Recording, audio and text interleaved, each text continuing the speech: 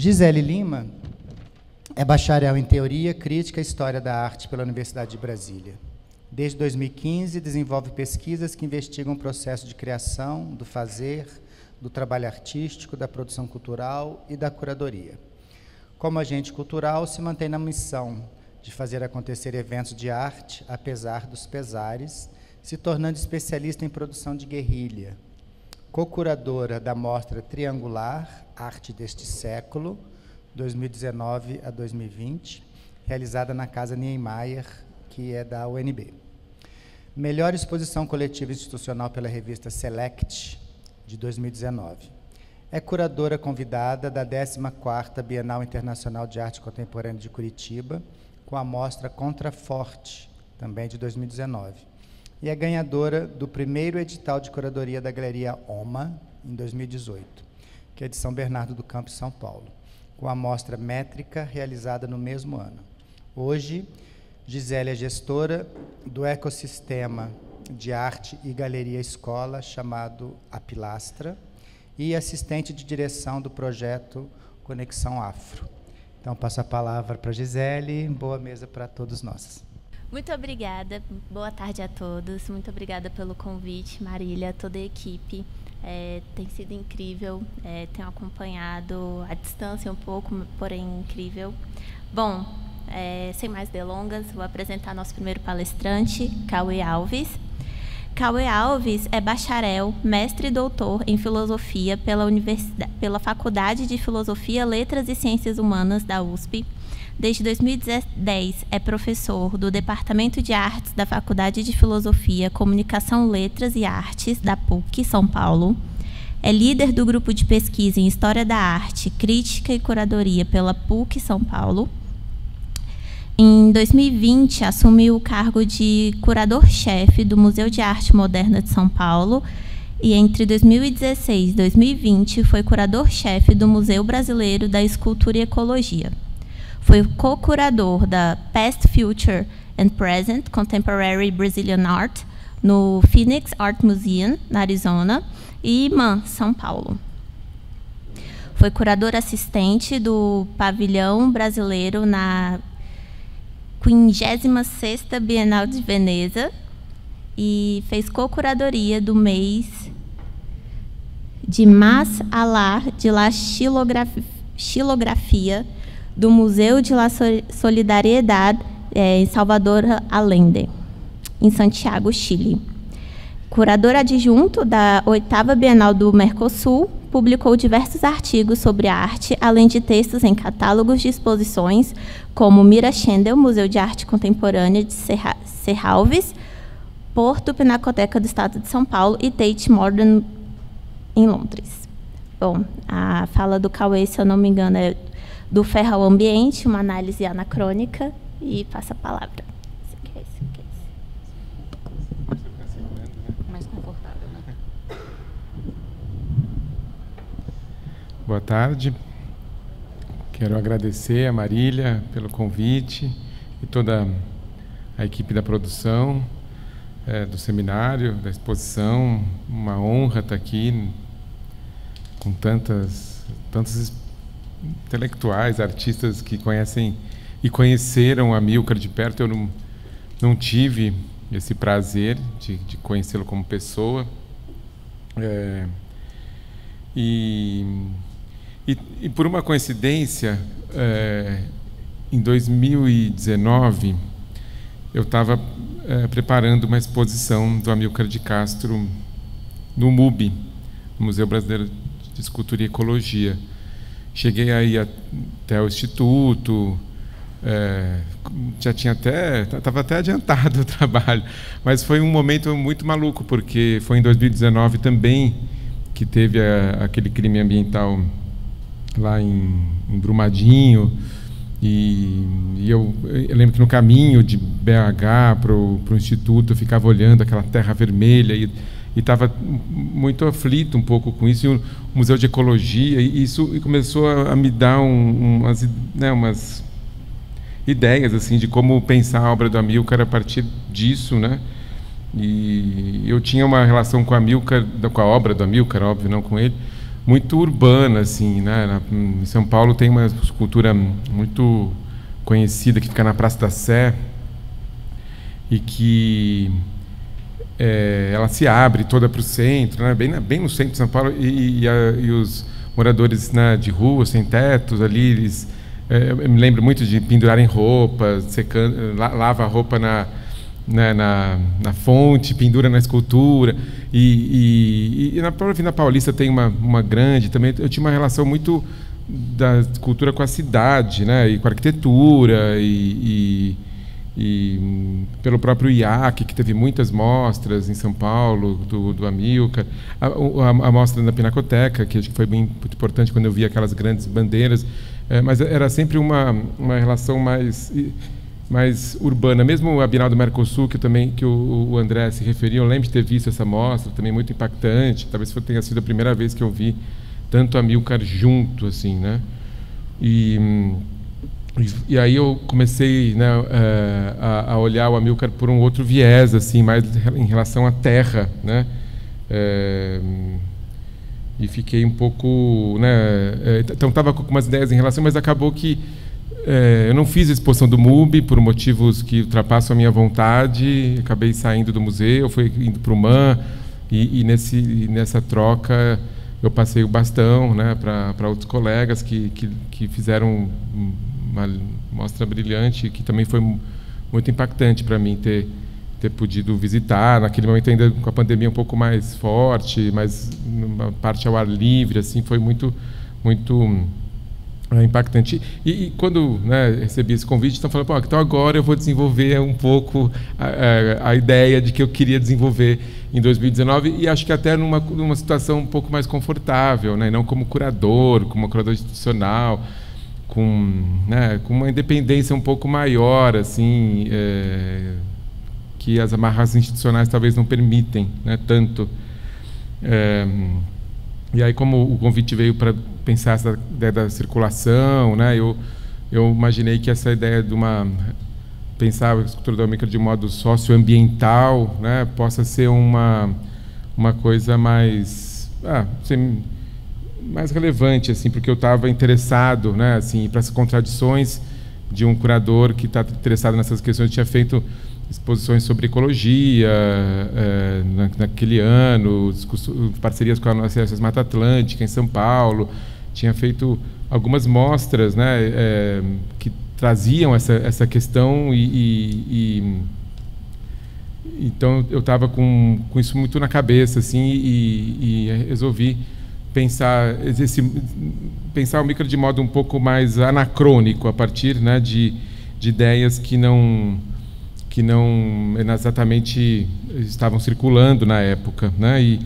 E como todos nós, né, acho que desde muito menino eu também gosto de poesia. Adorei a mesa anterior falando sobre a poesia, e eu me deparei com Drummond, né, ainda garoto, né, na escola, e por uma questão até talvez meio narcísica, me interessei muito porque ele fala do Pico do Cauê. Daí o meu nome é Cauê, e eu ficava, né, nossa, o Cauê, porque eu não sabia a origem do meu nome também, aquela coisa, né? E aí eu fui descobrir, né, como esse Pico do Cauê aparece na poesia do Drummond, e queria iniciar um pouco essa fala. Eu preparei um texto ali, porque vai ter que mandar texto depois. Foi melhor já preparar antes do que fazer depois, né? E eu queria começar com essa poesia do Drummond, que eu acho que nos ajuda, nos ilumina um pouco o que eu quero tratar da obra do Amilcar. Eu lamento, não sei se eu estou chovendo no molhado, porque eu não vi as falas dos meus colegas, assim, eu só vi a de hoje, então às vezes vocês me desculpem se eu estiver sendo um pouco repetitivo. Mas começar com esse verso aqui. Cada um de nós tem seu pedaço no Pico do Cauê, na cidade toda de ferro. As ferraduras batem como sinos. Os meninos seguem para a escola. Os homens olham para o chão. Os ingleses compram a mina. Só na porta da venda, Tutu Caramujo cisma na derrota incomparável. Esse é um poema que chama poema Itabira, que está na série Lanterna Mágica, publicado em Alguma Poesia, em 1930. E não sei se todo mundo, né, sabe, mas o Pico do Cauê hoje em dia é uma grande cratera, né, que foi explorada por várias mineradoras, né, mas principalmente a Vale, tirou ali muitos minérios e tem um livro maravilhoso, uma análise, né, sobre o Drummond, do José Miguel Wisnik, que fala muito sobre essa relação do Drummond com a mineração e com o ferro, né, e toda a luta dele, né, como um morador de Itabira e vendo aquela riqueza que era uma promessa de dizer que Itabira era a cidade mais rica do mundo, porque estava, né, sentado num monte de ferro e vendo aquilo indo embora, né, de um jeito, e esse final, né, assim, na porta da venda, o Tutu Caramujo cisma na derrota incomparável, né? Então, e essa derrota, e essa figura do Tutu Caramujo, que fica caramujando, que fica fechado em si mesmo, né, pensando nessa derrota, nessa falência. Então, eu comecei muito né, até peço ajuda para Thaís, Ale, o quanto que o Amilcar lia Drummond, gostava de Drummond, se aproximava, né, porque são um pouco... Bom, Drummond é um pouco mais velho, mas acho que tiveram viveram no mesmo tempo, né, assim, uma grande parte da vida. Você acha que se conheceram? Ah, não se conheceram. Seria incrível se conhecessem. Bom, e aí eu vou ler e comentar um pouco, né, um pouco essa análise que eu chamei de anacrônica, que olhar para uma obra, né, a partir das referências que não são do artista, olhar em outra época, com valores, né, que talvez não coincidam com os da época em que a obra foi criada, é sempre um risco. E a noção de anacronismo pode ser uma armadilha, né, que nos faz projetar ideias antes delas terem nascido, e pensarmos obras a partir de lentes de outros tempos, com réguas que recorrem a unidades de medida que talvez não sirvam para olhar para essa obra, né? E medida não no sentido muito quantitativo, né? Talvez qualitativo do termo, né? Mas também tal anacronismo nos permite romper com alguns valores já estabelecidos e ampliar a compreensão e os sentidos de um trabalho de arte, e certamente abandonar a ideia de que uma obra de arte possa ser eterna, ser atemporal e falar para todos os tempos a mesma coisa, né? Obviamente, ela nos permite reinventar, né? A obra tem essa abertura que nos permite que a gente a reinvente a cada nova visada, né? E tal como elaborou o filósofo Jorge de Huberman no livro Em Diante do Tempo, e recorrendo, claro, a vários outros pensadores, como Aby Warburg, Nietzsche, Walter Benjamin, entre outros, né? Eu cito aqui um trechinho: só há história anacrônica.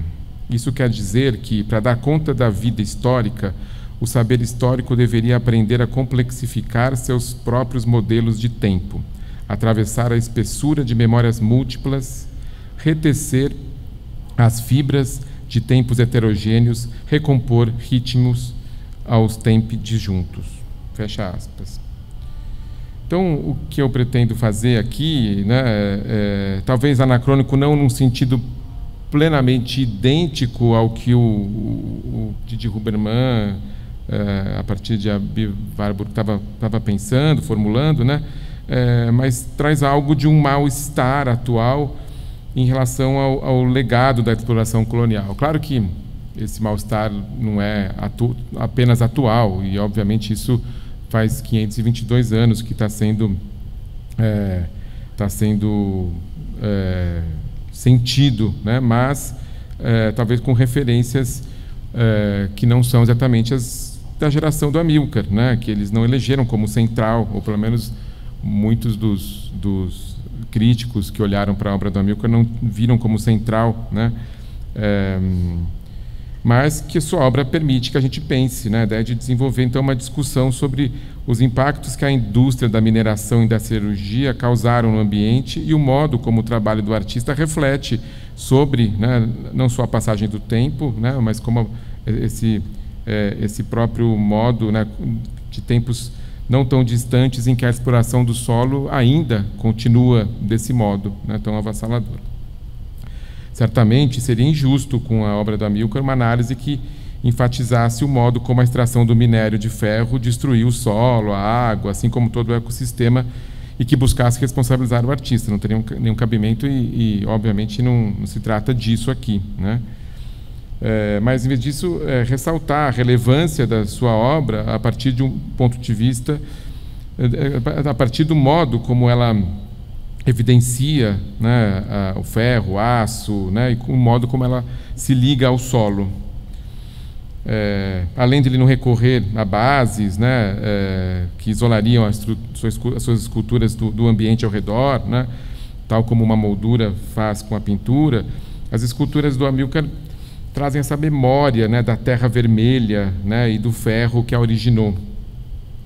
Diante de sua escultura, muitas vezes temos a impressão de que ela cresceu da terra, e sua conexão com a paisagem é tal que suas formas dialogam com as montanhas do entorno de Minas Gerais, mas também com qualquer lugar onde elas foram instaladas, né? É só olhar pela janela aqui, né, e ver como que o Cerrado e o Planalto Central, né, ajudam muito a compreender o Amilcar. Eu estava agora dando uma volta nesse calorão e mesmo com grama, a terra vermelha ali está seco, né? Assim, e o ferro se mescla com a terra, e acho que aquela terra vermelha, salvo uma ignorância muito minha, mas acho que tem muito ferro ainda aqui, né? Nessa terra vermelha aí, e essa relação com o solo, porque é muito comum te ver, né, o Amilcar numa grama, num jardim gramado, mas ver direto na terra parece que restabelece esse vínculo, né, direto com o território, né?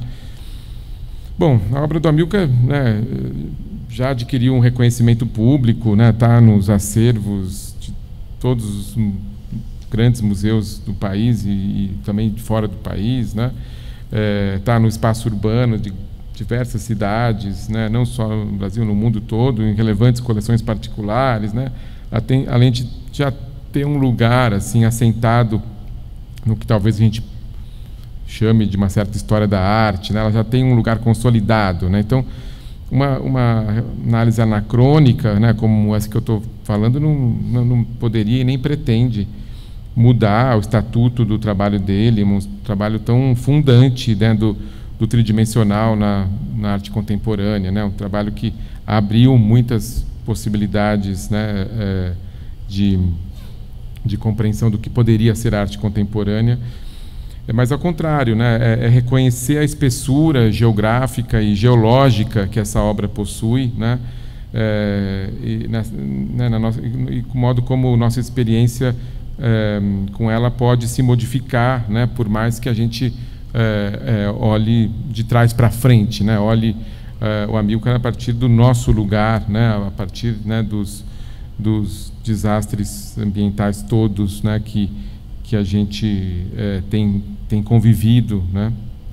Então, o objetivo é identificar, né, o modo como o artista elabora na sua obra, né, essas contradições entre a matéria e o ambiente, assim como buscar chaves de interpretação que não coincidem necessariamente com o ideário desenvolvimentista, né, que tem destroçado o território nacional.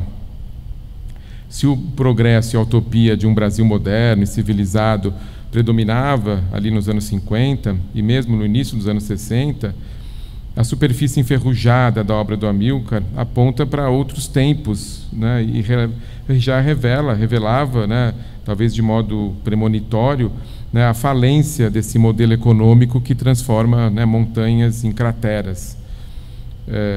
Sua escultura, especialmente, né, essas feitas com ferro, antecipam uma distopia e uma descrença no sonho construtivo que só a partir dos anos 70, 80 vão ficar um pouco mais evidentes para todos nós, né? O Rodrigo Naves, no seu texto emblemático, né, que todo mundo já passou por ele alguma vez, né, Amílcar de Castro, Matéria de Risco, apontava algumas características e sentidos fundamentais, né, da obra do escultor, entre elas a ferrugem e a superfície, a ferrugem da superfície e a sua relação com o passado, com né, a relação com a terra, né. Eu vou citar aqui esse trecho, abre aspas. Com a ferrugem é toda uma herança colonial que vem à tona. Sobre a clareza formal dessas peças, sobre o frescor de articulações tão límpidas, pesa a lembrança de um arcaísmo social que não se pode reverter apenas com estruturas complexas e relações decididas. Entre a corrosão da ferrugem e o traçado cristalino, entre a crueza do minério e a pureza do metal, surgem aquelas atividades que conduzem de um a outro, a mineração, a metalurgia, um trabalho que essas obras mantêm sempre à vista, sem jamais ocultá-lo. Nessas esculturas, as Minas Gerais vão muito além de um localismo geográfico e anedótico. Algo do esforço insano de extrair riqueza do solo permanece nelas. Fecha aspas. Esse passado colonial e o modo como a terra e a mina de ferro vão sendo engolidas pela indústria, a mesma, né, que os artistas construtivos buscaram inicialmente se aliar para superar o subdesenvolvimento, repercute na escultura de Amílcar de Castro, mas não exatamente como esgotamento do que se convencionou chamar de recursos naturais, né? A transformação de montanhas em crateras é o sintoma de uma relação produtivista de exploração e acumulação. Na terceira década do século XXI, depois de uma série de crimes ambientais que se tornaram cotidianos, é difícil esquecer que o ferro usado nessas obras é esse mesmo material que historicamente tem sido extraído da terra, gerando catástrofes. Todos nós que usamos direta ou indiretamente esse material temos um grau de responsabilidade pelos efeitos devastadores de seu processo industrial. Em 2015, com o rompimento da barragem da Samarco, a cidade de Mariana foi invadida por rejeitos de minério de ferro que percorreram dezenas de quilômetros, atingiu o Rio Doce e chegou até o mar com impactos sociais e ambientais irreversíveis. Em 2019, outro tsunami de lama, proveniente de um rompimento da barragem da Vale, invadiu o estado de Minas Gerais, dessa vez no município de Brumadinho, que provocou a morte de pelo menos 272 pessoas, além de diversos desaparecidos. Os danos ao ambiente serão sentidos ainda nas próximas décadas e esses provavelmente estão entre os maiores crimes ambientais do mundo. Na tradição do pensamento ocidental, a terra é compreendida como uma propriedade, como se tivéssemos direito de dominá-la e destruí-la em nome do progresso. A nossa relação com a terra é a de que somos donos, como se ela nos pertencesse. Mas já passou a hora de reconhecer os saberes de povos ancestrais que habitaram essas terras, que compreenderam que a humanidade pertence à terra. Segundo o pensador indígena Ailton Krenak, abre aspas, tem uma montanha rochosa na região onde o Rio Doce foi atingido pela lama da mineração. A aldeia Krenak fica na margem esquerda do rio. Na direita tem uma serra. Aprendi que aquela serra tem nome, Taku Krak, e personalidade. A montanha e os indígenas se comunicam. Ela não é apenas um acidente geográfico a ser explorada pelas mineradoras. Não é apenas um recurso para ser esgotado. A montanha, ou o rio, integra uma compreensão da terra como um organismo e, portanto, da ligação dos povos indígenas com a terra e o ambiente em que vivem. É inegável que grandes corporações ligadas à atividade da mineração ignoram essa realidade, para não dizer de uma intolerância em relação aos valores e à cosmovisão dos povos originários, que são também filhos da terra e das montanhas.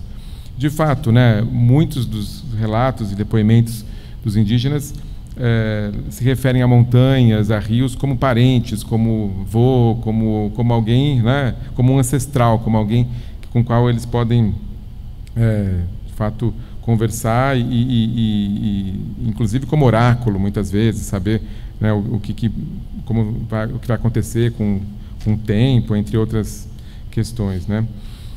A lógica colonial, como sabemos, persiste até os dias de hoje e a mineração continua devastando o território do país para produzir commodities como o ferro, que possuem baixo valor agregado e reféns de preços definidos pela Bolsa de Valores no mercado internacional. A obra de Amílcar de Castro e toda a sua ligação com as minas em geral nos permite refletir sobre essas feridas abertas na terra, assim como o modo que a mineração, a mesma que nos proporcionou avanços tecnológicos, deixou um rastro de destruição com consequências socioambientais gravíssimas. Todo o processo colonial extraiu minérios de Minas Gerais, principalmente desde o século XVIII, mas o ferro tem sido silenciosamente retirado da terra de modo mais industrial desde o início do século XX. A Companhia Vale do Rio Doce, que se tornou uma das maiores mineradoras do mundo, atua na região desde 1942. E, em 97, a empresa foi privatizada por um valor que se mostrou subestimado depois do lucro recorde que tem gerado nos últimos anos. Em seguida, a companhia mudou o nome e apagou o Rio Doce do seu nome, não só do seu nome, né? Da face da terra. O Instituto Cultural Vale, só no ano de 2022, destinou 25 milhões em projetos culturais pelo país via isenção fiscal. Sabemos que o patrocínio corporativo é o principal responsável pela circulação e difusão da arte no Brasil e um dos pilares do que restou das políticas de incentivo à cultura tão atacadas nos últimos anos. Ao menos desde os anos de 1990, essas contradições entre financiamento à cultura via lei de incentivo com isenção fiscal e os valores e práticas das empresas que apoiam a arte e as instituições têm suscitado questionamentos. Todos nós temos ciência das contradições que envolvem participar desse circuito e colaborar com instituições que recebem esses recursos. Mas isso não implica endosso das ações e crimes cometidos pelas corporações patrocinadoras. Do mesmo modo, a obra de Amílcar, mesmo que seja ligada ao processo de exploração do minério de ferro, não pode ser vista como cúmplice dos crimes ambientais da indústria da mineração. Mas ela pode ser aproximada da obra de Drummond, que tanta poesia fez a partir da pedra, de Itabira e da máquina que consome o mundo. Em vez de produzir armas, o ferro para Amílcar de Castro é matéria para a elaboração de sua poesia. Cortar e dobrar placas espessas e duras, construir espaços tridimensionais a partir de planos é um modo de reinventar o ambiente. É como se suas esculturas se abrissem para fora delas mesmas, reinventando o seu entorno, ao estabelecer uma relação tão direta com a paisagem, com a arquitetura e com os corpos ao seu redor. Assim como Drummond consegue atingir, a partir de sua cidade natal, Itabira, e do Pico do Cauê, uma dimensão universal, as questões que nos coloca Amílcar de Castro com o ferro de Minas Gerais condensa a história colonial. Suas obras circulares, eu tenho uma bem ali que eu fiquei fascinado, né? Podem tratar da abóbada celeste, do globo terrestre e do cosmos formado por matéria e energia ordenadas pelas leis do universo. As esculturas de Amílcar de Castro, mesmo quando são formadas por mais de uma parte, trazem a noção de unidade, uma inteireza que talvez seja devido à sua origem de um único plano, mas também porque vem da mesma terra, do mesmo solo de onde sai sua matéria. E ainda assim, elas parecem livres. Algumas insinuam movimentos mais lentos, outras mais bruscos e ágeis, mas todas elas decantam o tempo em sua superfície. Um tempo que se forma não por mera acumulação de eventos ou soma de instantes isolados. Trata-se de um tempo construído por sedimentação, um tempo carregado de múltiplas possibilidades. Para usar uma expressão do Walter Benjamin, um tempo saturado de agoras.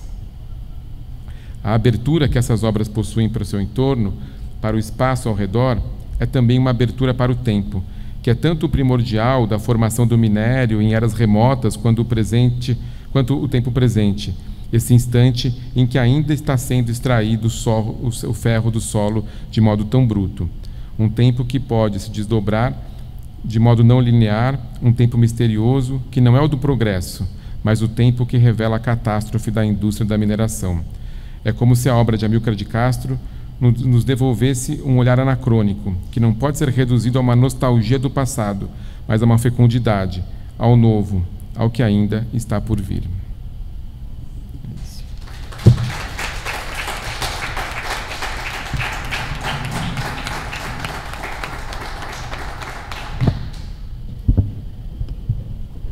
Muito obrigada, Cauê.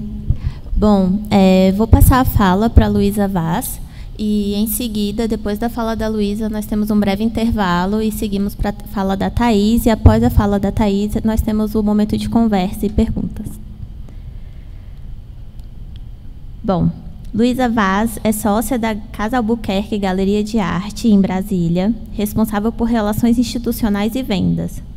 É especialista em artes plásticas e contemporaneidade pela Escola Guinard da Universidade do Estado de Minas Gerais.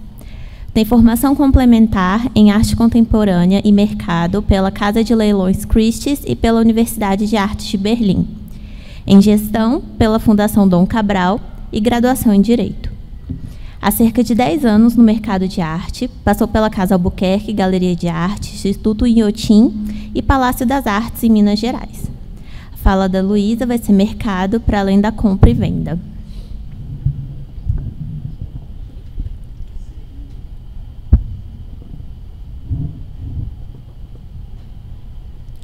Então, boa tarde. Agradeço a Marília, a Dayana e ao Carlos pelo convite, antes de qualquer coisa, e a vocês pela presença, né, nesse sábado ensolarado. Obrigada por terem vindo nos ouvir. Depois de vários dias, e da fala do Cauê também, apesar de tratar de um assunto denso, difícil, às vezes, da gente absorver, falas muito poéticas, né? E eu sinto que eu fiquei com uma missão meio ingrata aqui de falar de mercado, que é o patinho feio, às vezes, né? Visto como patinho feio dentro desse nosso universo das artes. É um termo meio pejorativo, às vezes, visto como pejorativo pelas pessoas. Antes de eu trabalhar em galeria de arte, eu não acho que eu me colocava como uma pessoa que trabalhava no mercado de arte. Quando eu trabalhei no Inhotim, no Palácio das Artes, acho que eu não diria para ninguém que eu trabalhava no mercado de arte. Então, tem alguma questão aí que a gente acha esquisito associar, né, esse nosso universo com o mercado. Parece uma coisa meio mundana demais, alguma coisa que vai macular isso que a gente tenta preservar tanto, que é essa aura da obra, como uma coisa muito especial, muito valiosa.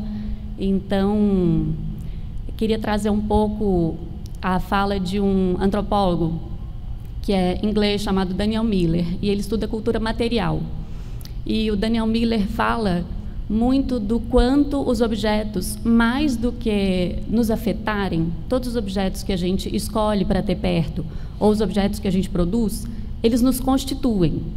Nós somos os objetos em alguma instância. Não é à toa que a gente precisa de tanta coisa para se validar, para estar no mundo. Não tem só a ver com a utilidade desses objetos. E quando a gente pensa em obra de arte, a gente tem muita clareza de que é o objeto autoral por excelência, né? Se a gente descer ali e alguém chegar para mim e falar isso aqui é um Amilcar, aquele Amilcar, eu estou associando diretamente uma pessoa a uma coisa e não causa estranheza nenhuma.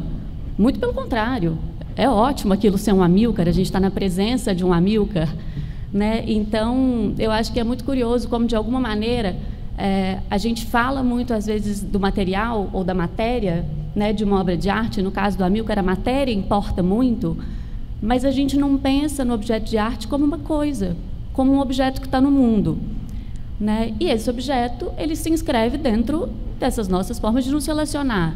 E a compra e a venda é uma dessas formas, né? O consumo é uma forma de estar no mundo, a gente goste ou não, né? Então, a partir daí, e aí peço até desculpa, talvez eu tenha uma fala um pouco didática demais, ou que vai ser um pouco redundante para vocês que já são iniciados, mas entendo também que esse seminário tem como objetivo a construção de conhecimento para além de quem está aqui. Então, talvez, se leigos forem acessados depois, eu acho que é importante justamente porque o mercado é uma dimensão ainda talvez pouco tratada, por não ser exatamente tão interessante. Eu tenho certeza que todas as outras falas foram muito mais cativantes do que a minha vai ser, mas eu acho que ela importa. Então, eu acho que vale a pena começar do começo. E até porque, desde que eu trabalhei em instituição museológica, eu trabalhava com atendimento ao público, eu era da arte e educação. Então, acho que a gente carrega um pouco isso também. Um dos pilares da galeria é a formação de público. Então, a gente nunca parte do pressuposto que as pessoas sabem do que a gente está falando. A gente tem que sempre construir uma base a partir da qual a gente começa a conversar. Mas, então, a ideia é falar um pouquinho isso, para além da compra e da venda. Então, basicamente, essa ideia de que um mercado de qualquer coisa que seja, são pessoas que compram e pessoas que vendem, e a gente tem a tal da lei da oferta e da procura, a mão invisível do mercado, que parece uma entidade que vai fazer alguma coisa acontecer ali, vai operar um milagre, e a gente esquece que são simplesmente pessoas que desejam alguma coisa, pessoas que produzem outra coisa, e elas se relacionam a partir desses desejos, de dispor de algo ou de adquirir algo. Como a gente falou, esse nosso universo trata de um objeto muito específico. Então, a gente também seria muito ingênuo imaginar que um mercado que se constitui ao redor de uma obra de arte seria um mercado que obedecer a essas regras meio básicas do mercado de outros objetos que são absolutamente ordinários, né? Muito diferente disso que a gente está tratando. Já desde a Idade Média, existia compra e venda de obra de arte, mas isso não significa que existia um mercado de arte, né? A gente tinha muito poucas pessoas que compravam, basicamente a igreja, a nobreza, encomendavam essas obras, eram pouquíssimos os artistas que vendiam também, porque eram só aqueles artistas eleitos que conseguiam, então, sobreviver da venda do trabalho deles. Então, acho que isso não configura exatamente um mercado. Para além disso, tem uma dimensão que é muito importante, que hoje a gente tem muita clareza dela, que é a liberdade artística. Se eu estou vendendo uma obra para alguém que me encomendou a obra, certamente eu vou ter que me pautar por alguma coisa que essa pessoa me demandou, alguma coisa que essa pessoa quer, algum objetivo, existe uma agenda naquilo ali. E o artista acabava se submetendo àquilo, né? Então, não existia o mercado desse jeito que a gente entende hoje, e especialmente não tinha liberdade e não tinha esse volume que é necessário para que a gente entenda como a existência de um mercado. Eram muito poucos agentes, essa troca se dava entre pouquíssimos. Já no século XVII, especialmente na Holanda, com a produção de energia a baixo custo por causa do uso dos moinhos, a indústria se desenvolveu. Com isso, a burguesia se desenvolveu. A partir daí, você tem mais dinheiro circulando e você tem uma nova classe que precisa se estabelecer. E essa classe se estabelece também, de alguma forma, adquirindo bens que a validem. Então, nesse momento, a gente vê alguma coisa parecida com o que a gente tem como mercado de arte hoje. E ali tem uma situação que eu acho muito curiosa, uma parte dela em especial, que fala mesmo as pessoas de outras classes, né, que já não eram mais essas classes dominantes, podiam participar desse tipo de consumo, que era um consumo, então, anteriormente restrito a essas classes mais elevadas.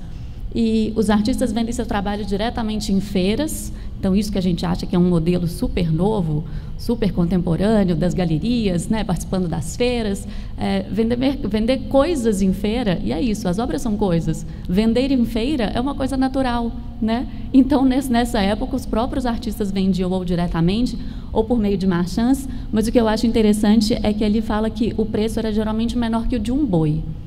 Então, existe um parâmetro muito específico para o valor de uma obra de arte, né? Ela não era pautada por outras questões que não, talvez, uma possibilidade de alguém comprar aquilo, não tinha nenhum valor além daquele, talvez muito ligado ao próprio custo de produção, né? O que hoje é absolutamente desvinculado de uma obra de arte. Uma obra de arte não tem nada a ver com o valor da tela ou da tinta que foi usada, né? Então, acho interessante também esse dado. Um pouco mais para frente, já com a consolidação do capitalismo, a gente sabe que existe um volume excedente de capital disponível no mercado e, principalmente, o consumo como uma forma de existir no mundo. Então, é muito claro para a gente hoje que as coisas que a gente consome nos inscrevem socialmente, né? A gente, querendo ou não, a gente faz escolhas o tempo todo, e elas dizem de nós. Então, a partir desse momento, a gente tem, de fato, tanto esses ideais individuais da gente se afirmar como pessoa por meio do consumo e por meio da cultura, que passa a ser também vista como uma coisa mais difundida, mais acessível. Então, a gente tem alguma coisa que se configura mais próximo do que a gente tem hoje. Hoje, então, como eu estava dizendo, quando a gente fala de mercado de arte, a gente pensa em agentes que são diretamente vinculados a essa atividade mercantil, né? Hoje a gente tem, então, as feiras de arte, que são instituições, de alguma forma, as galerias e as casas de leilão. O nosso mercado é dividido, né? A gente costuma dizer entre mercado primário e secundário, e aí tem lógicas que se operam dentro desses dois mercados, que dizem respeito ao fato da obra ter saído direto do ateliê de um artista, ou dela não estar mais em poder do artista, ou o artista já não está mais vivo. Então, as estruturas que se operam dentro dessas duas lógicas mudam um pouco, mas, basicamente, eu acho, pessoalmente, acho um pouco reduzido e acho que reforça esse estereótipo de que mercado é uma coisa ruim, se todos os agentes não se identificarem um pouco com essa história de mercado de arte. O mercado é uma coisa mais ampla do que exatamente as feiras, as galerias e as casas de leilão, até porque esses agentes sozinhos não conseguem operar nada, né? Eles são só alguns agentes, mas que estão inscritos num circuito muito maior.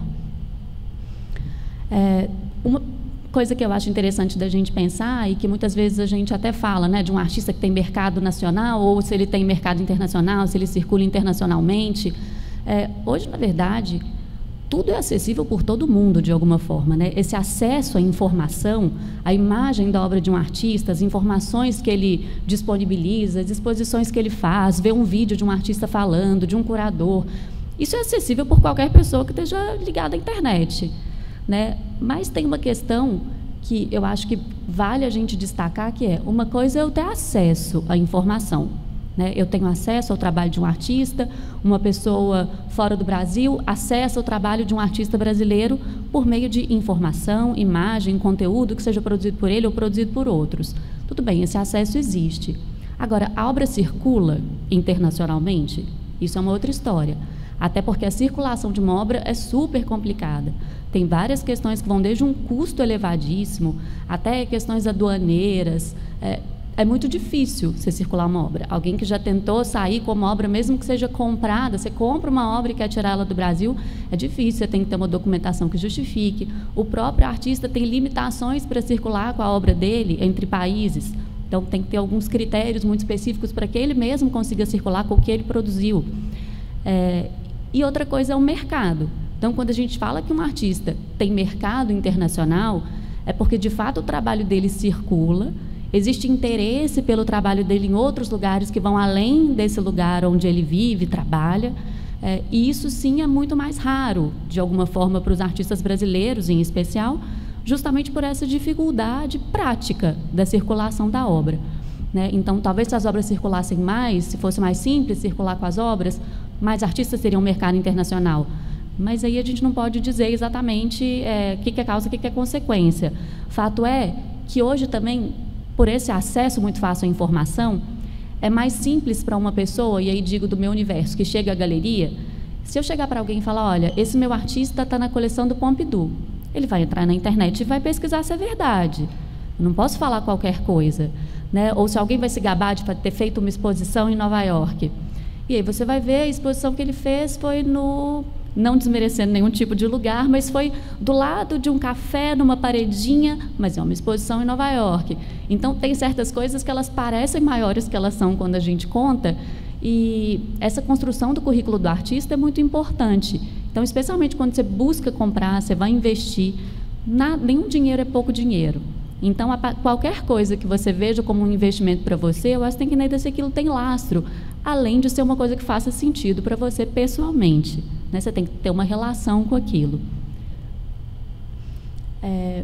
Esse nosso mercado, então, né, as obras de arte, elas estão dentro do que a gente chama de bens culturais. E é justamente por esses bens culturais terem características muito particulares, algumas das quais foram já faladas aqui, muito até de outra maneira durante o seminário, mas é tudo muito diferente de uma commodity ou de um bem que a gente está acostumado a ver circular em outros mercados. Então, não necessariamente o acesso físico, o acesso real vai acontecer, mas as coisas podem reverberar para além das fronteiras. E elas podem reverberar para além das fronteiras, uma obra de arte, justamente porque o local é global, né? A gente não existe exatamente, a poética não tem esse tipo de fronteira. Então, o que fala alguém de um país pode falar alguém de outro, né? Pode gerar repercussões, desdobramentos, pesquisas, conversas. É impossível saber o alcance que uma obra de arte, ou que uma criação cultural, que um bem cultural vai alcançar, vai chegar, onde ele vai chegar. Isso é ilimitado, né? As necessidades que eles suprem não são necessidades da utilidade do dia a dia, né? E isso também já é um fator muito importante quando a gente está nesse momento em que a gente presencia alguém que vai comprar ou não uma obra de arte. Ninguém precisa de uma obra de arte, ninguém chega na galeria porque está precisadíssimo de uma obra de arte. A necessidade da pessoa é outra. Ela precisa, não porque ela não pode viver materialmente sem aquilo, ela não pode viver sem aquilo numa outra esfera. E é daí que você vai costurando a coisa. E é por isso que chegou, nessa semana teve um cliente na galeria, que ele nunca tinha ido à galeria, ele está montando um escritório de advocacia, e aí ele chegou e se apaixonou por uma obra, e olhou para mim e falou, olha, eu tinha planejado gastar menos que isso com todas as obras do meu escritório. Olha, eu sinto muito, eu não tenho culpa se você gostou dessa obra, eu nem te mostrei essa obra. Eu estava passando aqui com você e você olhou, e eu te mostrei várias outras coisas. Então, tem uma coisa curiosa, é claro que o consumo ele vai ser limitado pelas suas possibilidades financeiras, mas, ao mesmo tempo, é isso, a gente vê muito a pessoa se planejar para fazer um investimento, porque na cabeça dela aquilo é uma coisa objetiva, eu vou destinar tanto do meu orçamento a obras de arte, outro tanto do meu orçamento a mobiliário, outro tanto do meu orçamento aos acabamentos. Não acontece desse jeito. Não acontece desse jeito nem com o mobiliário, nem com os acabamentos, porque todas as escolhas são pautadas muito menos por uma objetividade, pela prática, do que pela emoção. Só que com obra de arte, com bem cultural, isso é muito claro. A gente percebe isso o tempo todo. E as obras de arte têm uma característica que eu acho especialmente interessante, os bens culturais de maneira geral, não só as obras de arte, que na economia se chama utilidade marginal crescente. A utilidade é uma medida abstrata de satisfação. Então, quanto maior a utilidade, maior a satisfação. E é uma satisfação que eu obtenho a partir do consumo de alguma coisa. Então, a utilidade marginal é essa vantagem que eu sinto que eu obtenho a partir do consumo de um item a mais. Então, pensa comigo, eu estou morrendo de sede, e aí me oferecem um copo d'água. Eu vou matar minha sede com um copo d'água. Se eu tiver que tomar 5 copos d'água, na hora que chegar no 5º, aquilo já não me fez bem. A utilidade marginal decresce à medida que eu vou aumentando o consumo de um bem que já me satisfez. Eu não preciso de 5 litros d'água, eu preciso de um copo d'água. E me faz mal tomar 5 litros d'água, porque eu não estou com sede para isso. No entanto, se você gosta de uma música, você não vai escutar ela uma vez só. Você gosta de um filme, você vai assistir ele várias vezes e você vai se gabar de ter assistido ele várias vezes. E você vai querer saber as falas. E você vai ficar mais feliz a cada vez que você assiste esse filme. Se você vai a um museu de uma cidade que você frequenta super pouco, quando você vai lá, você faz questão de ver a mesma obra. É quase como se você fosse tirar onda. Falar, fui lá de novo, vi de novo aquela obra. Né? Quando eu já trabalhei no Inhotim, até hoje, quando eu vou em Inhotim, eu não visito só os pavilhões novos. Eu vou de novo às mesmas obras que eu sempre fui diariamente. E aquilo me faz bem. Então, os bens culturais e as obras de arte, em geral, elas possuem utilidade marginal crescente. Quanto mais eu consumo, mais feliz eu fico. Isso é inegável. Todo mundo já teve uma experiência dessa. Né? A gente decora fala dos filmes que a gente gosta. A gente se emociona todas as vezes que a gente escuta a música que a gente gosta. Isso é muito natural. A gente nem percebe que isso está acontecendo e o quanto isso é diferente das outras coisas que a gente frui e consome. Né? Então, isso eu acho um dado muito interessante, porque isso faz com que o nosso mercado seja infinito. As pessoas vão querer sempre ver as mesmas obras, sim. Elas vão querer sempre participar desse universo, sim. Não é uma coisa que é limitada, não é finito. Elas não vão se satisfazer. Bom, pelo menos não todas, algumas delas. Né? A gente vê muito na galeria como o contato é muito próximo, né? Entre quem está atendendo e quem está indo, visitando a galeria. Se eu começo a contar para alguém da obra do Amilcar, eu posso desde despertar na pessoa um interesse por Guignard, porque eu estou conversando com ela, e aí ela vai desdobrando aquilo, e vai perguntando outra coisa, e eu vou descobrindo outra coisa dela, e aí conto para ela do Guignard, e aí falo que tem um livro, que tem uma obra, e ela visita uma exposição. Isso vai levando ela para outros caminhos. Então, vai desdobrando. A arte contemporânea, em especial, ela é muito recompensadora nesse sentido, porque ela sempre vai te dar uma outra coisa para você descobrir. Tem sempre uma outra referência, tem sempre uma portinha para você abrir, para você entrar nela e para você se empolgar com mais aquilo. Do mesmo jeito que eu posso ir para um outro lado e falar com a pessoa, a partir da obra do Amilcar também, de uma obra do João Castilho, que é uma fotoinstalação de 7 metros, em que o João Castilho, que é um artista de Belo Horizonte, de uma geração muito mais jovem que o Amilcar, fotografa frestas de obras do Amilcar. Ele vai pegando esses pedacinhos, justamente os que parecem umas espadas, e a fotoinstalação chama O Caminho do Samurai. Então, ele pega, faz várias imagens, ele une essas imagens só dessas frestas, parecendo lâminas de uma espada. Então, o diálogo é infinito, e a satisfação também é infinita. Mas, para que as pessoas se envolvam com isso, tem que ter formação de público. É impossível a gente achar que as pessoas vão naturalmente se interessar por coisas que, a princípio, são vistas como muito distantes da vida delas. Né? Isso é uma questão cultural geral. Né? Não é uma falha de alguém, não é uma defasagem pessoal, a pessoa não se interessar por alguma coisa, não costumar visitar a exposição, não costumar ir ao teatro. Isso é uma questão muito geral mesmo, nacional. As pessoas também têm outras urgências, a gente sabe disso. Mas, de maneira geral, as pessoas, quando estimuladas, quando elas têm acesso às coisas, quando você mostra para elas que aquilo também é para elas, elas se permitem, elas se abrem, elas se envolvem. O Lúcio, que é um dos nossos diretores, fala muito que a gente tem que desconstruir essa história de que a arte é uma coisa exclusiva. O nosso universo tem muito disso. E a arte pode ser muito excludente, às vezes por um discurso muito hermético, é muito autorreferenciada, tem valores que às vezes não são acessíveis por todos. Mas ela tem que ser inclusiva. A gente tem que incluir as pessoas nesse nosso discurso, a gente tem que incluir as pessoas no nosso universo. E é muito fácil fazer isso, é muito mais fácil do que parece. Porque as pessoas, se elas se sentem à vontade em determinados ambientes, elas se abrem. E é isso que faz com que elas criem a relação e com que aquilo vá crescendo ao longo do tempo. E eu não acho que são só os agentes do mercado, estrito senso, né, que a gente estava falando, que são responsáveis por essa formação de público. Todos os agentes, e ali eu ainda coloquei uma outra expressão, caso alguém não se... Assim, agentes do mercado de arte.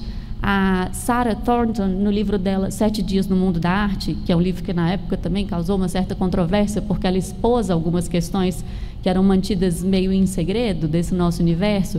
Então, é um livro em que ela relata 7 lugares que ela visita, 7 agentes desse nosso universo.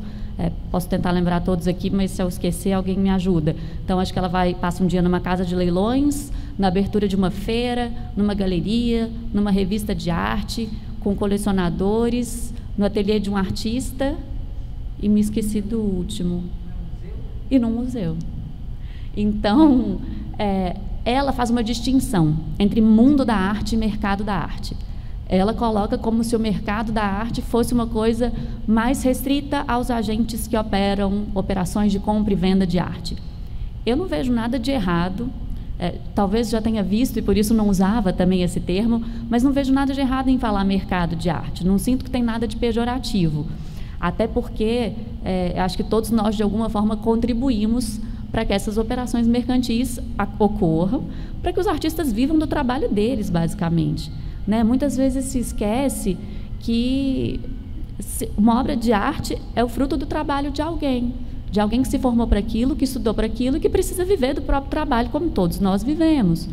Né? Então, vender a obra de um artista é possibilitar que ele viva, basicamente, que ele exista, que ele trabalhe. Então, não tem nada de feio nisso. Né? A gente apresenta as obras com muita dignidade e vende as obras, não tem problema nenhum, não existe incompatibilidade nisso.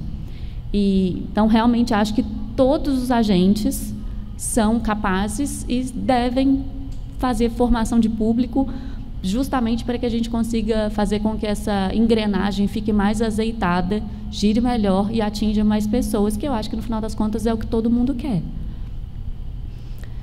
Já falei um pouquinho sobre isso, assim, a formação de público na galeria, em especial, é uma coisa que acontece de uma maneira muito informal. Né? A gente realmente, não posso dizer do trabalho de todas as galerias, mas da nossa galeria, a gente tem esse cuidado de receber todo mundo, de estar com as pessoas, de estudar muito sobre os artistas, mas ninguém vai a uma galeria para ter aula. Ninguém quer chegar lá e sentir que sabe menos, que sabe pouco, que está por fora. Então, tem que ter também uma delicadeza. Nem sempre as galerias e os museus e outras instituições são os lugares mais convidativos. Né? Tem muita gente que se intimida de entrar nos lugares. Quando eu trabalhei no Palácio das Artes, que é uma instituição pública de Belo Horizonte, que fica bem no centro da cidade, muita gente parava na porta e perguntava para a gente, eu era mediadora na época, perguntava para os seguranças, falava, a gente pode entrar? Não é nem pode entrar, paga para entrar? Falava, paga, você já pagou. Foi você que pagou para isso aqui existir. Paga, você está pagando caro, então você trata de entrar. Entra aqui que a gente vai conversar.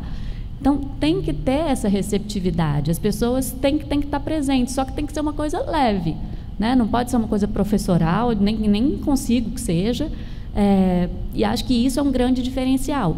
A partir do momento que a pessoa começa a frequentar a galeria, ela começa a adquirir também uma certa intimidade com o trabalho dos artistas, porque ela vai vendo uma coisa de cada vez, aí a gente manda para ela um link, aí ela fala que ela viu outra coisa que ela lembrou, e aquilo vai se construindo de uma maneira natural.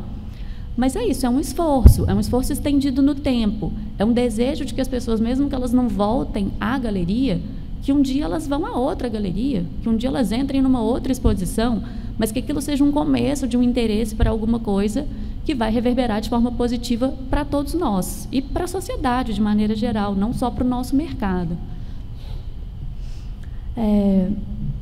E uma coisa que eu acho muito importante de falar desse nosso mercado, e que é uma coisa que acontece já, né, recentemente, já existe isso, que é uma união e uma profissionalização de todos os agentes e de todas as iniciativas, né? Então, não existe mais amadorismo no nosso mercado.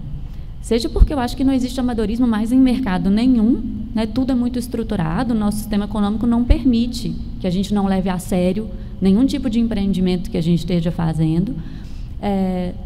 E eu acho que a união é muito importante.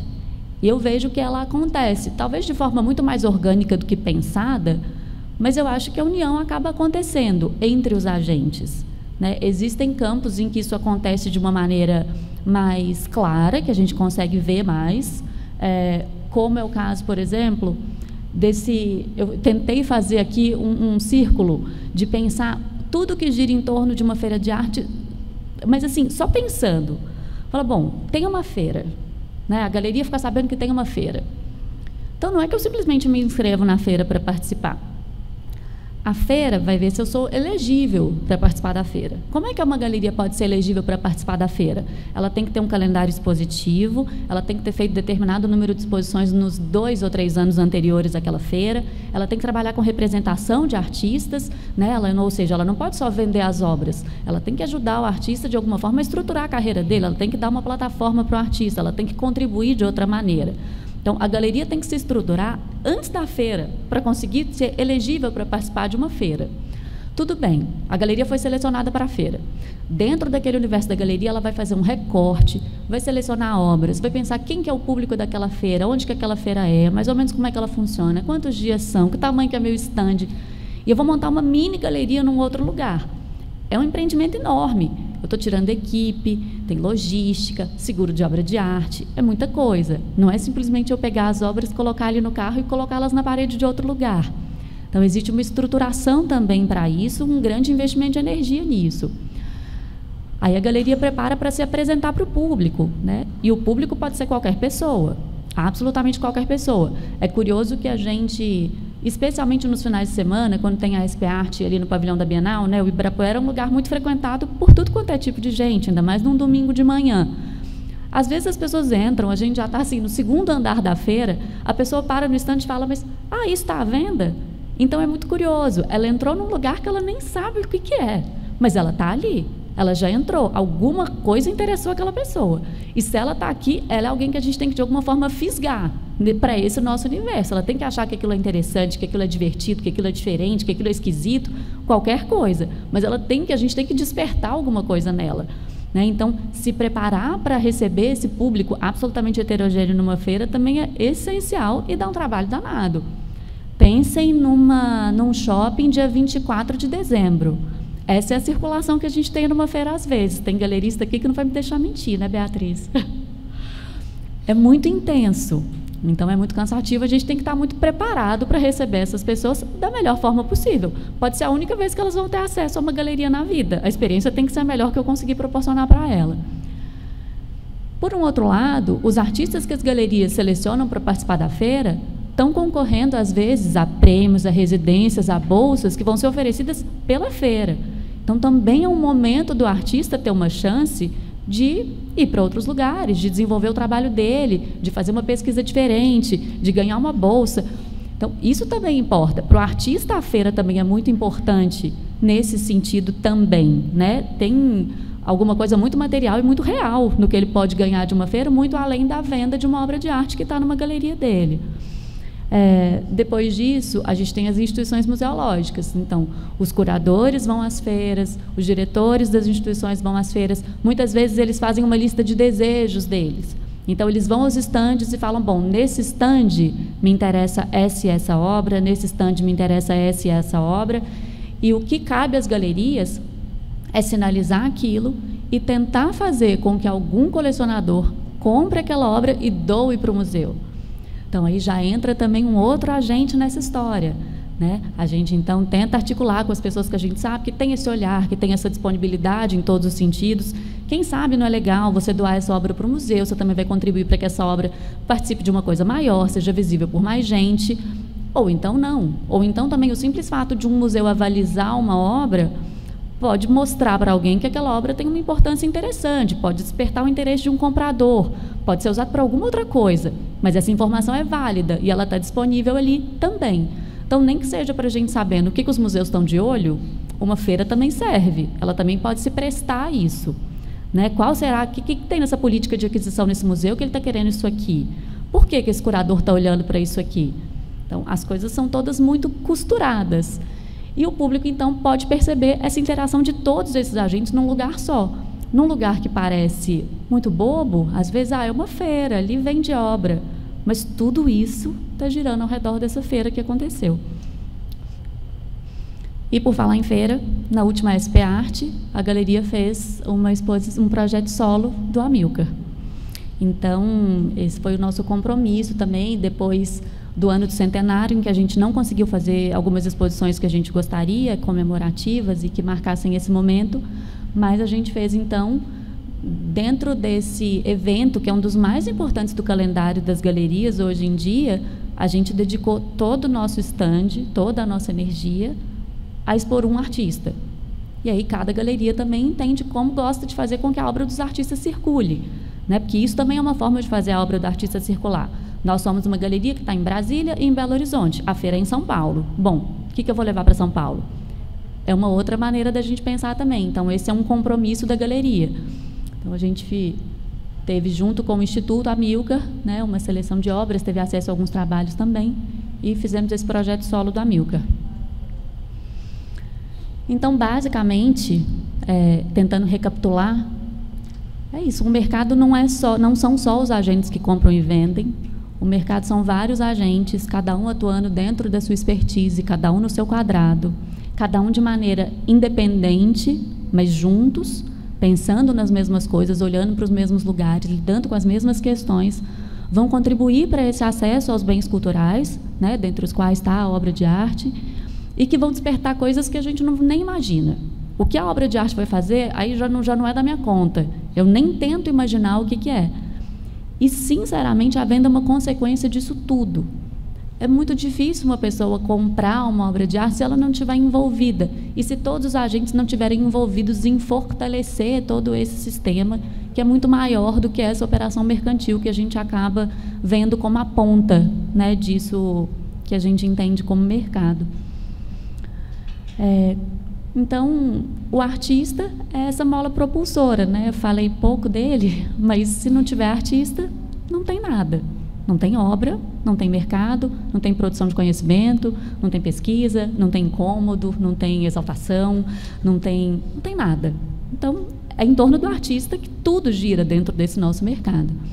Né? Quando o artista está vivo e produzindo, é possível ter uma relação direta com ele. Ele mesmo vai tentar também participar, entender das coisas desse mercado e fazer as articulações com esses outros agentes que ele entende que podem ajudá-lo a fazer com que a obra dele se desenvolva. No caso do Amilcar, uma vez que ele já não está mais presente, é muito feliz que exista o Instituto. Né? A gente vê, às vezes, obras de artistas que acabam se perdendo um pouco, porque é muito difícil mesmo. né? Se não tem alguém que vai fazer essa gestão, um grupo de pessoas, uma instituição que vai se dedicar a fazer isso que é muito difícil, que é organizar, que é catalogar, que é preservar, né? No caso dos artistas, as obras geralmente estão nos ateliês. O ateliê não é exatamente um lugar em que o artista se preocupa com a conservação da obra, né? A gente teve recentemente o caso do Krasberg, né? Que as obras acabaram muito se deteriorando, mas aquele era o ambiente que ele escolhia para ter as obras dele, né? Então, até que se conseguiu fazer todo um movimento para poder... E um trabalho difícil. Então, tem sempre uma questão complicada. Na hora que o artista já não está mais aqui, o que se faz? Né? Como é que você faz essa operação? Então, o que o Instituto faz, e eu acho que faz muito bem, e é só por isso que a gente está aqui também falando do Amilcar, é tudo isso, é organizar, é preservar, é ter essa articulação com vários outros agentes do mercado, ser um lugar de divulgação também da história, um espaço permanente de preservação. Então, não sei se todo mundo sabe, dá para agendar uma visita ao Instituto Amilcar. Então, além de ter acesso às obras, tem acesso também a um universo maior do Amilcar, porque o Instituto fica no lugar onde era o ateliê do Amilcar, e um lugar lindo, por sinal, né, Thaís? Então, acho que vale muito a pena, é muito interessante que exista isso. E, principalmente, uma coisa que eu acho super importante no caso do Instituto e de outras organizações que fazem o que o Instituto faz, é fazer a certificação das obras. A gente sabe que qualquer coisa que tenha um valor de mercado elevado é passível de ser falsificado, de ser forjado. Nosso mercado não está imune a isso, muito pelo contrário, né? Então, essa certificação... ter um lugar idôneo que vai te falar que aquela obra de fato é daquele artista, vai te entregar um certificado, você vai ter uma documentação, isso tudo também faz parte dessa formalização do nosso mercado, né? A compra, ela tem uma nota fiscal, a obra tem um certificado de autenticidade, tudo isso é muito importante. Eu acho que essa questão da certificação das obras, especialmente quando o artista já não está mais presente, ela é fundamental, porque tem que ter alguém que vai ser a pessoa ou a instituição que vai se responsabilizar por atestar a veracidade daquele objeto. Então, basicamente, hoje, o Instituto, com os demais agentes, eu acho que sim, operam nessa formação de público e ajudam na consolidação do trabalho do Amilcar. É esse trabalho conjunto. E é por causa desse trabalho conjunto que algumas exposições muito importantes aconteceram nos últimos anos, né? E acho que, posso estar enganada, mas acho que não. Acho que todas as exposições que eu vou mostrar aqui rapidinho, as imagens, são exposições que foram gratuitas, que tinham um educativo disponível, absolutamente acessíveis, muitas delas essa no CCBB de Belo Horizonte, é uma região bem central da cidade. Então, acho que tudo isso é muito importante. E nada aconteceria pela ação de um agente só. Isso é impossível. Se não tivessem colecionadores que, nesse caso da exposição, emprestaram uma quantidade absurda de obras, e que foi emocionante a gente poder ver tudo isso de uma vez só, como corpo de obra, isso não aconteceria. Né? Então, é muito... Gente, acho que eu parei de funcionar aqui. É muito especial também ver...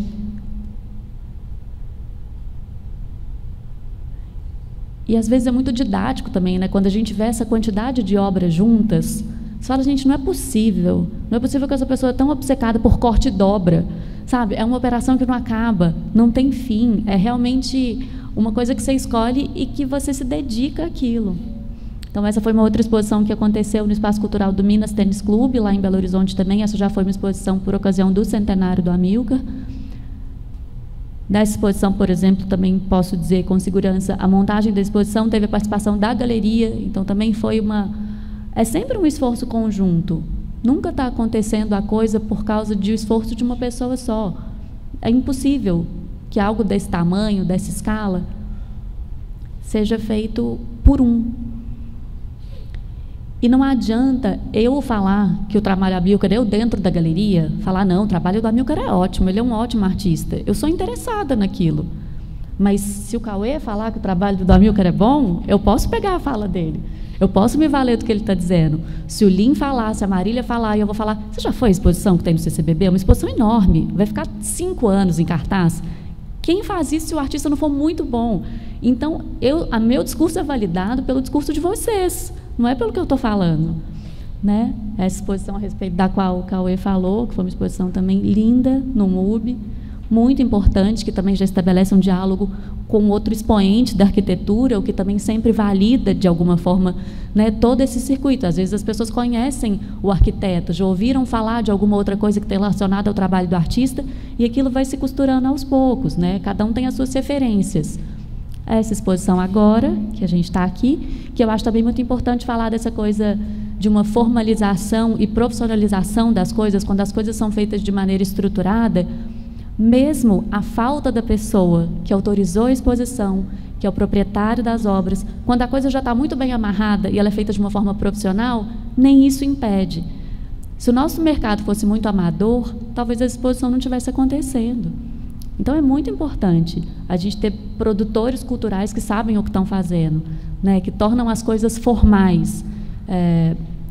E também outra exposição que aconteceu, essa também acho interessante falar, que é no Palácio das Mangabeiras. O Palácio das Mangabeiras é a residência oficial do governo de Minas, e o governador atual não está usando esse espaço. Então, ele disponibilizou esse espaço que é público para que vários eventos acontecessem. Então, um desses eventos que aconteceu foi a exposição do Amilcar.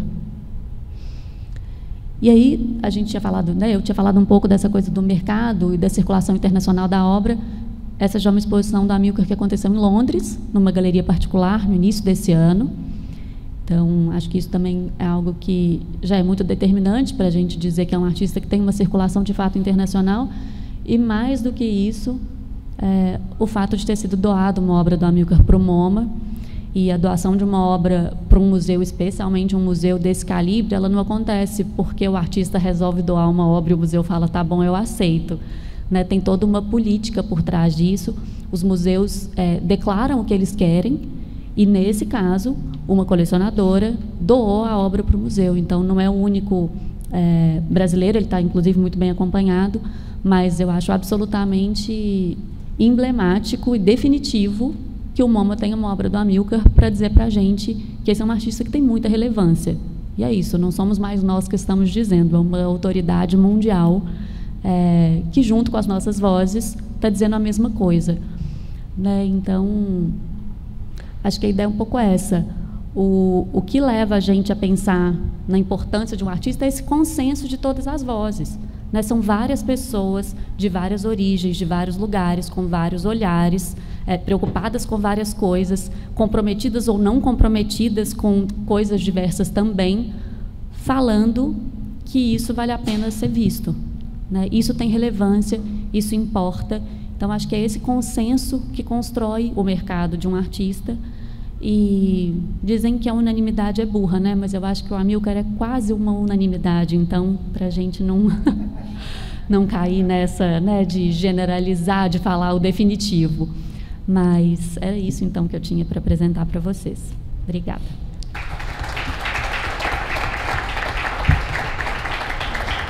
Bom, vamos retornar agora com a fala da Thaís Held, que nasceu em Juiz de Fora, Minas Gerais, é gravadora, pintora, graduou-se em Artes pela Escola Guinar, na UEMG, fez cursos com Amilcar de Castro, Lotus Lobo e Antônio Grosso, é professora de litografia na Escola Guinar da UEMG, fundadora da Casa de Litografia e da Oficina 5, ateliê de litografia, que funciona em Nova Lima.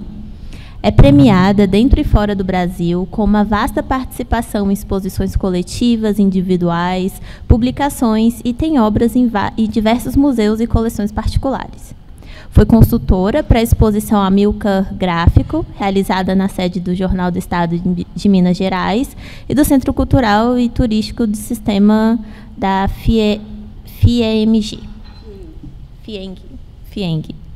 Então, agora, passar a palavra para a Thaís.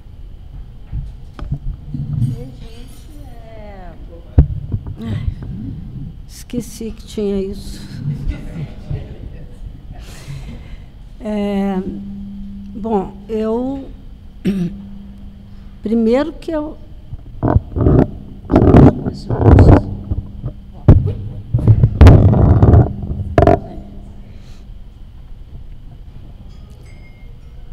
Eu acho que todos esses dias que eu estive aqui foi uma experiência assim super bacana, muito incrível, que eu tive contato com as falas de diversas pessoas, inclusive muitas que eu conhecia, artistas que eu conhecia só de nome e a obra, né? Então, foi uma experiência muito, muito gratificante para mim. E falar do Amilcar, para mim, é uma coisa assim, me dá uma emoção muito grande, porque a minha vivência com ele foi muito intensa. A partir do momento que ele chegou na Escola Guinhar, eu ainda aluna, e a gente, com muita ansiedade, de receber o Amilcar na Escola Guinhar, que tinha acabado de chegar dos Estados Unidos. E foi aquele alvoroço, nós, alunos assim, super inexperientes, e ele propôs uma entrevista com os alunos que queriam trabalhar com ele. Então, foi uma coisa assim, muito, muito bacana, muito intensa. E, a partir desse dia que eu conheci o Amilcar, além de meu professor, virou meu grande amigo. E fomos, né, trabalhei com ele na escola e depois a gente começou uma convivência fora da escola. Aí convidei ele para ir para o meu ateliê, que era ainda um ateliê em conjunto, com Lotus Lobo e outros artistas. E ele fez comigo uma primeira experiência com gravura, que foi em chapa de alumínio, lá na casa litográfica. E aí eu falei, Amilcar, nós temos que fazer umas experiências com chapa de alumínio, porque as pedras são muito trabalhosas, muito grandes. A gente tinha todo esse material. E ele fez essa experiência em chapa de alumínio. E depois a gente separou o grupo, cada um foi para o seu canto, e eu montei o meu ateliê, que é a Oficina 5. E o Amilcar passou a frequentar esse ateliê e fazia gravura comigo o tempo todo.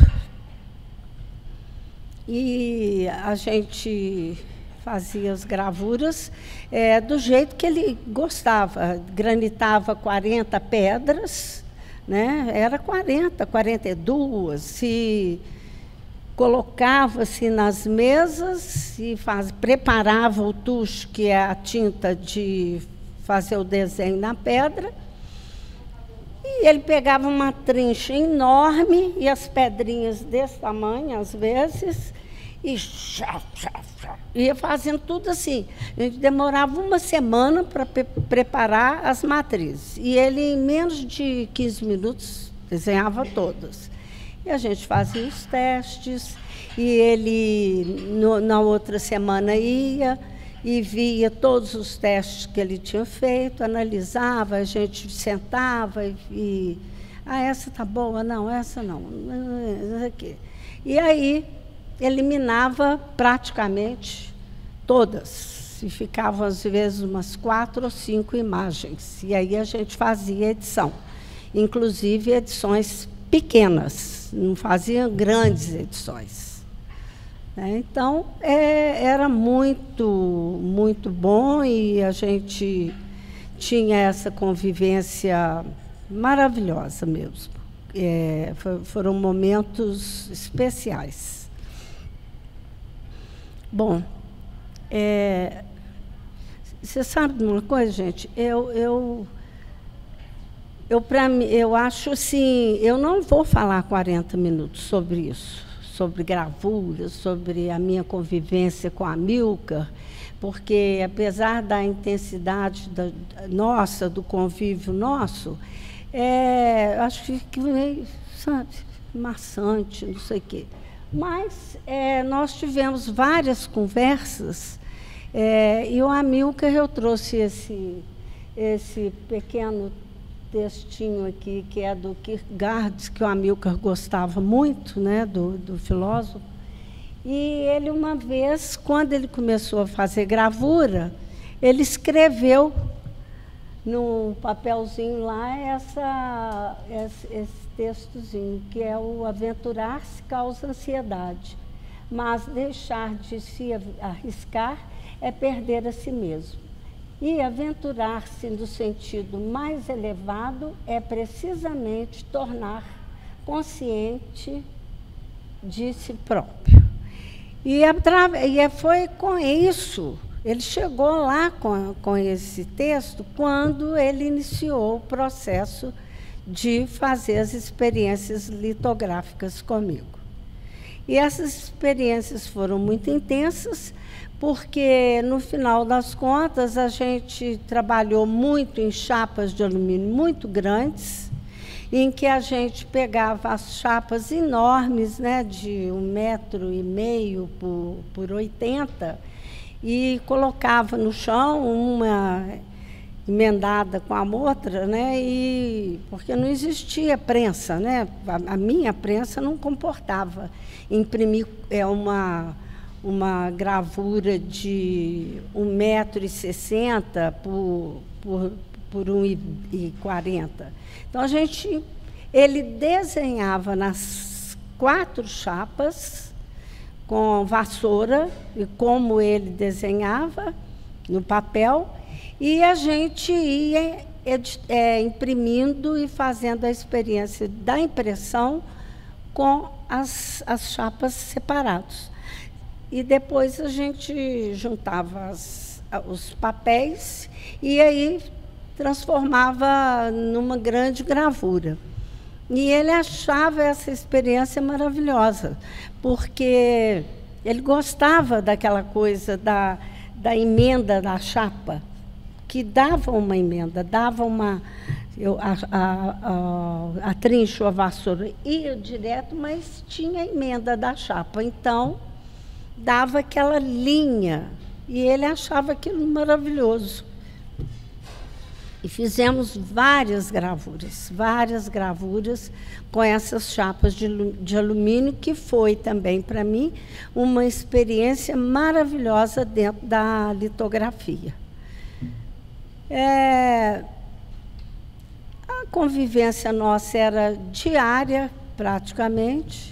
Nos sábados, ele sempre ia ver as gravuras, os testes das gravuras, a gente discutia no ateliê, depois a gente ia para a parte nossa da cozinha, e ali a gente ficava, o Amilcar conversava às vezes com o Allen, aliás, às vezes não, muitas vezes com o Allen a respeito das esculturas.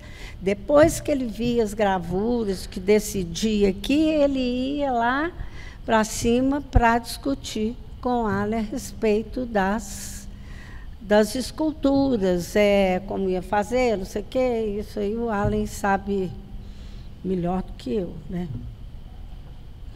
Então, foi uma experiência densa, muito especial, e foram momentos maravilhosos e de grande ensinamento para mim, né? Porque ele tinha um respeito pelo processo individual da gente muito grande. Eu lembro que uma vez eu comecei a brincar com umas telas, né? Brincar mesmo, porque eu não sou pintora. E aí eu falei, vou começar a pintar um pouco aqui. Aí encomendei umas telas grandes e tudo, e veio na cabeça a questão do ovo frito. Vou fazer uns ovos fritos, sabe assim. E eu fiz um ovo enorme, sabe? Mas uma tela imensa. Aí o Amilcar ia para o ateliê. Aí eu peguei e falei assim, Allen, eu não vou deixar essa tela aqui, não. Porque se o Amilcar ver essa tela, ele vai acabar comigo. Eu não quero isso. Ele não pode ver isso de jeito nenhum. Ele falou, que é isso, Thais?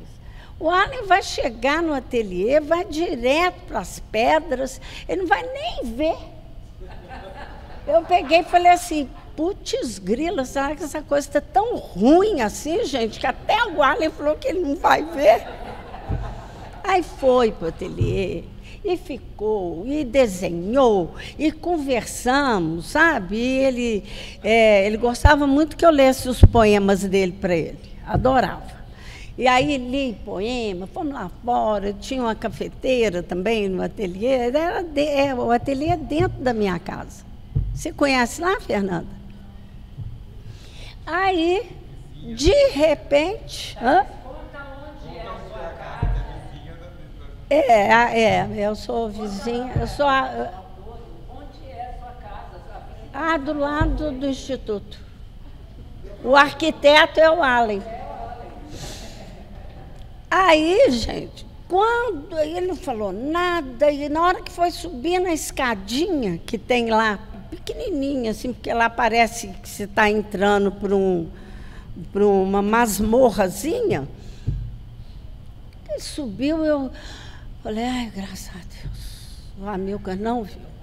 Ele pegou, eu estava na frente dele, ele fez assim em mim.